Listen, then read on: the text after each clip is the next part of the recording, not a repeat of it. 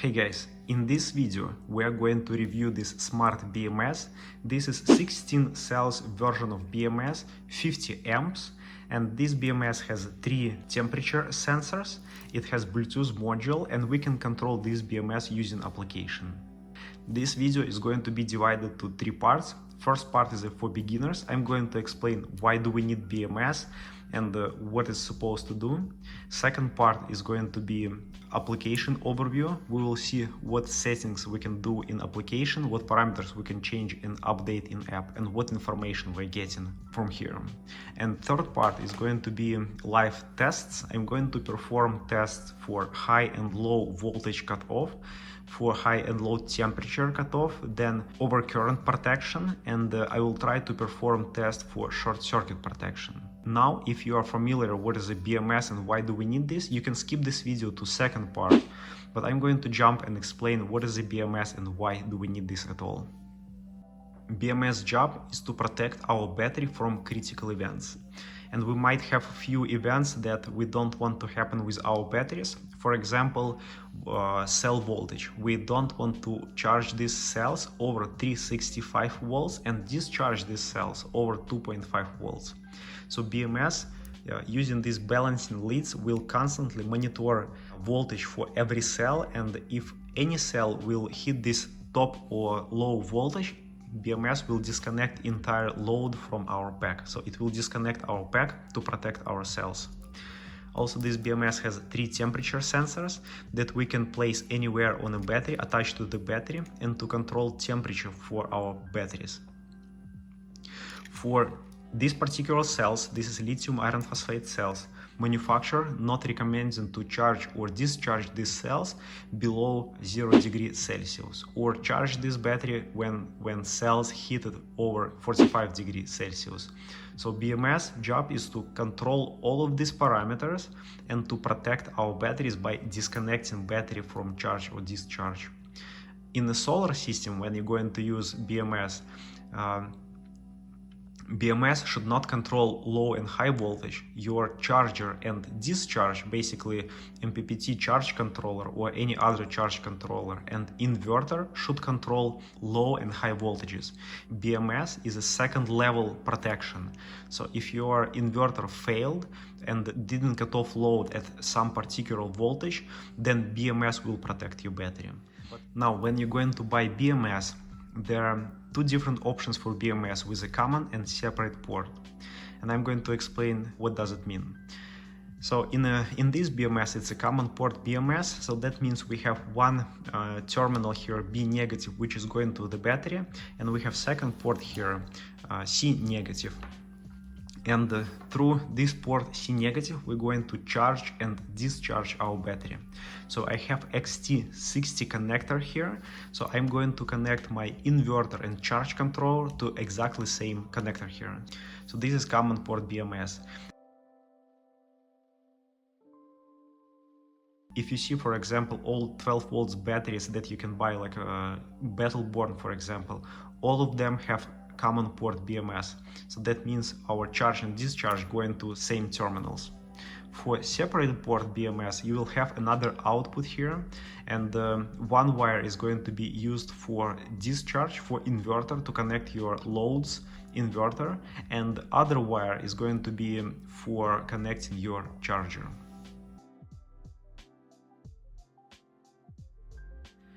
Next item I want to explain is in application. If we go to app, we can see that, for example, for over voltage, we have 3 settings we can update.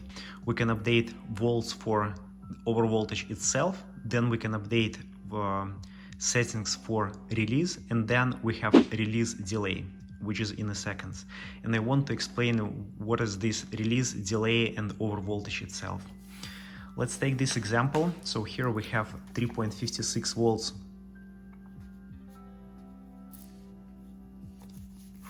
So here's our battery, and we have BMS to control 356 volts, and we have like somewhere 3.5 volts. So what is BMS doing? It's constantly monitoring voltage on every cells, on all of these cells, and if any cell will reach this point 356 volts, BMS will cut power from this connector. So our load and charger will be disconnected from this connector. So this is going to happen at 3.56 volts.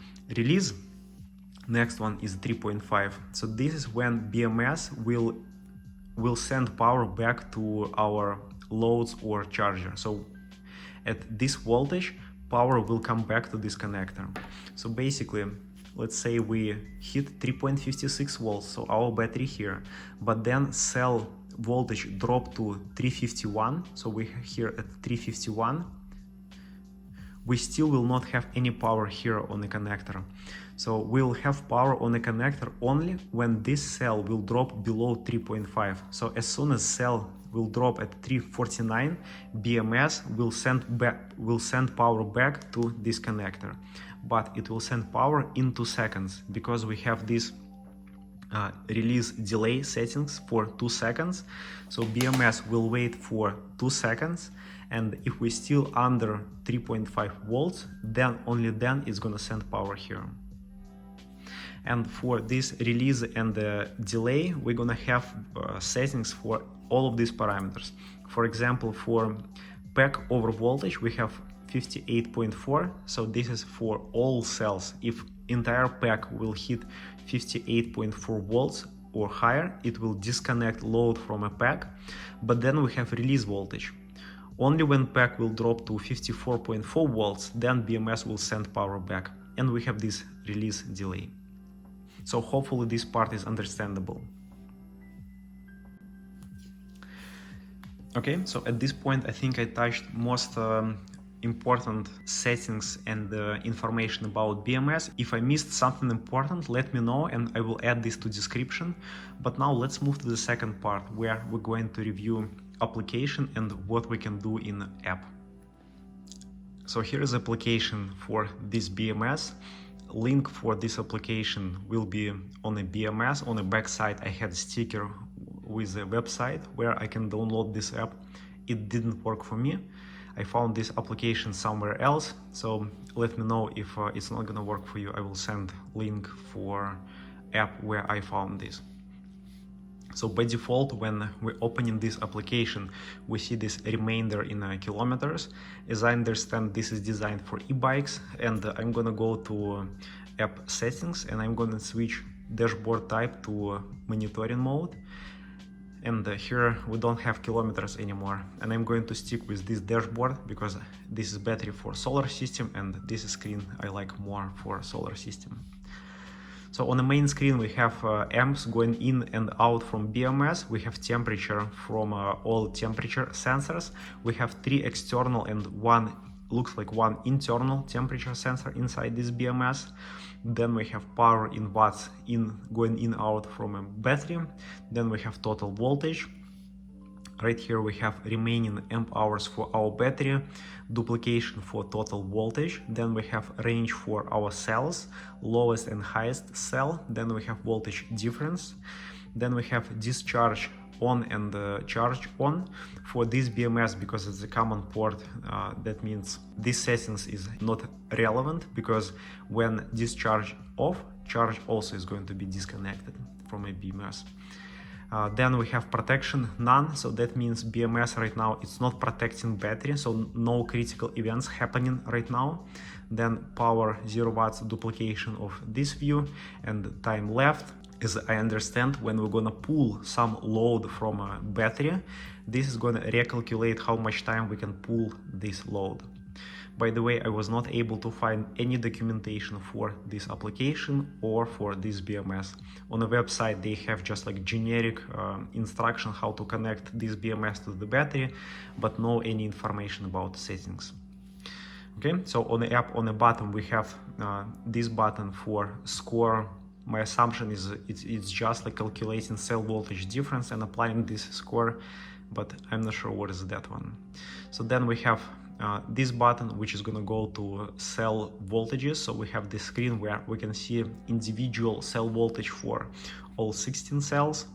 And the last icon here is log for our battery. So we can see like what was happening with our battery. In the log, we can see date when it's happened, then time, what was highest, lowest voltage, what was the current, and what is the highest temperature for our battery bank. Then if I go here, we see a dashboard. This item is gonna go back to this screen. Then we have battery state. Let's go there. So for battery state, we have like some basics information that we saw on the previous screen. Additionally, we have temperature from temperature sensors and some additional information like how many cycles and if any event happening here. So then on the next we have battery voltage, we saw this before, and protection information. So here we have like a counter, how many times each event happened. For example, short circuit times happened 0 times, but charging overcurrent, it happened 7 times. Or cell overvoltage, it happens 75 times. So this BMS protected battery from overvoltage 75 times. I was testing and playing with this BMS. It doesn't mean that it was like some issues with the battery. It's just like settings I tested. So then we have a parameter view. When we click here, we're gonna go through this screen where we have all interesting stuff. And right now BMS application reading all settings from a BMS. Here's the parameters that we have and we can update. So over voltage, voltage for every individual cell, then release and release delay. Then we have under voltage, also for individual cell. Then we have pack over voltage for our entire pack, then pack under voltage. Then we have charging over temperature, charging under temperature, same for discharging, high temperature, low temperature. And then we have charge over current. So if we're going to charge this battery with more than 10 amps, BMS will cut charging. And then we have discharge over current. This is 50 amps version. So we have in the settings 50 amps. So if we will try to pull more than 50 amps from a BMS, it will cut off discharge. Then we have some unusual settings. I didn't see it before in the previous BMS, in my chargery BMS or any other BMS. Here's a galvanometer resistance. If you know what is that, let me know. I don't know these settings. What does it mean? But then we have hardware over current protection. I'm not sure what is this one. Like we have all of this like hardware protection. We have short circuit protection as well. Then on this BMS we have balancing functionality. It has passive balancer, and passive means it will try to bring highest cell to rest of the cells. So meaning, if, for example, we have cell number 16 at 355 volts, when all other cells at 3.5 volts, BMS will try to burn energy from this highest cell. It will dissipate this energy through heat. It has like tiny resistors that it will try to balance. So balancing turn on voltage, meaning that BMS will start balance batteries at this 3.4 volts when cells higher than 3.4. Precision at when to stop balancing. Then we can update nominal capacity, and here's the rest of settings. For all of these settings, we can click here, for example, and update, in this case, over voltage. I can set to 3.45 volts, click confirm, and now we have set it over voltage. On this screen, we don't have logic to check that over voltage cannot be lower than over voltage release. But if we go to different screen, if we go to param settings, it's a similar screen where we have some preset settings, for example, polymer normal and the polymer light. So we can click on this button and it will update settings for example, for lithium iron phosphate batteries. For light, it's gonna set more lower high voltage and higher low voltage parameters. So it will use battery in more light mode, so to extend battery life. So here, if I'll try to update settings. What is the difference with the previous screen? If I try to say 2 volts, it's going to say me that I can set anywhere from 3.4 and 4.4 volts. So if I set at 3.4, it will automatically lower over voltage release. So right now we have 3.3. If I change this, try to change this to 3.2, then see over voltage release reduced to 3.1. So to be below over voltage. Also, we have question marks here. Sometimes it works, sometimes it's not. So right now it doesn't work. It's going to this website saying, sorry, the site now cannot be accessed. Sometimes I can click question mark and it's going to display information. What is this settings about? So I don't know. Maybe this website is not stable, but sometimes I see information there. So next screen we have function settings where we can switch any individual check. For example, for load check, for like we have minus 50 amps, we can disable this. Then we can enable or disable balancing. Then we can enable or disable any temperature sensor. And next screen app settings, we saw it before. What we can see here is a device model. Then we can change dashboard type.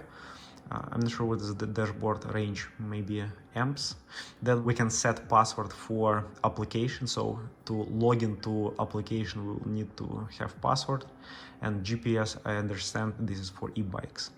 And last is about this application. So that's all settings we have in this app. And now let's move to third part of this video where I'm going to test all of these parameters for this BMS. Okay, so here's the setup for tests. I have inverter and the charger connected to same port right here. And the first test I'm going to do is to test overvoltage cell protection. So I'm going to turn charger to 5 amps to maximum, and then we will see if it's going to cut power when cell will reach 365 volts. Okay, so cell number 13 is at 365 volts, and we see that charger just cut power. So it's cutting power and then releasing this. Okay, so overvoltage works. Now let's test charge overcurrent. I updated this to 4 amps, and on the charger let's bump to 5 amps and let's see if BMS will cut charging. Yep, and it's just cut our charging. So overcurrent works. Next test, let's see if BMS cutting power for high and low temperature.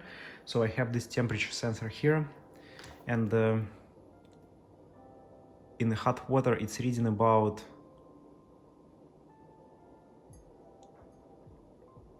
76 Celsius. Let's see what is our thermometer reading there.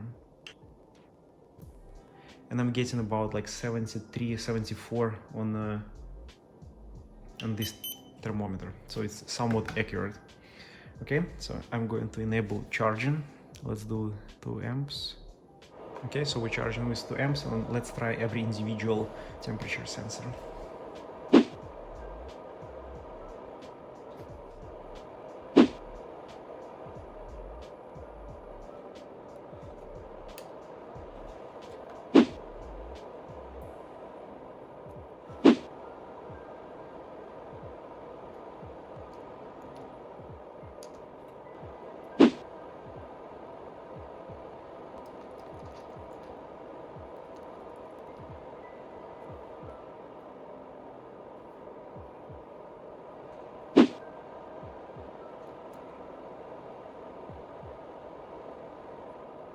Okay, all 3 sensors works for high and low temperature disconnect.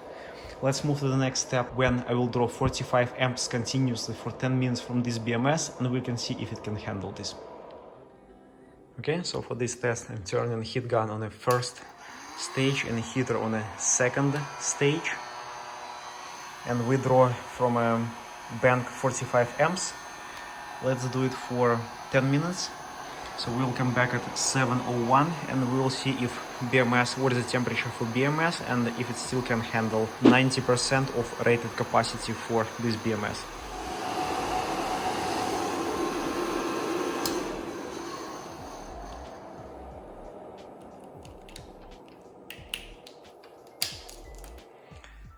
Okay, let's see temperature for BMS.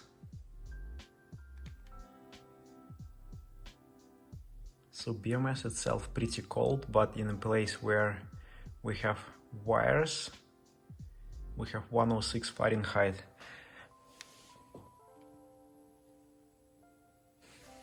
So BMS passed constant current test. Okay, so for the last test, short circuit protection, let's lower this value to, what is the minimum, 220 amps. And I will try to attempt to do short circuit protection test. So what I'm just going to do, I will short those two terminals, and we might have three results we're gonna get. First, we're gonna just burn these connectors, and the BMS will continue to work, and short circuit is not going to be engaged because this spike is going to be less than 220 amps. Second, the BMS might just work and activate short circuit protection, and third option will just burn BMS. I'm doing this test as the last one because it's a high chance that BMS will not survive this test, and because it's a little bit dangerous, let's add protection here.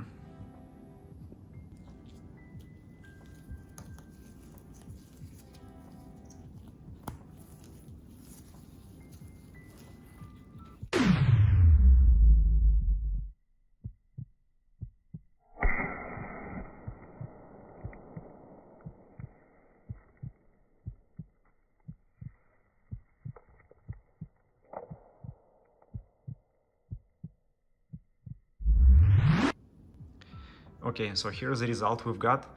Two terminals burned and the BMS still works. We didn't get any alarms on the BMS, so it looks like we didn't reach 220 amps.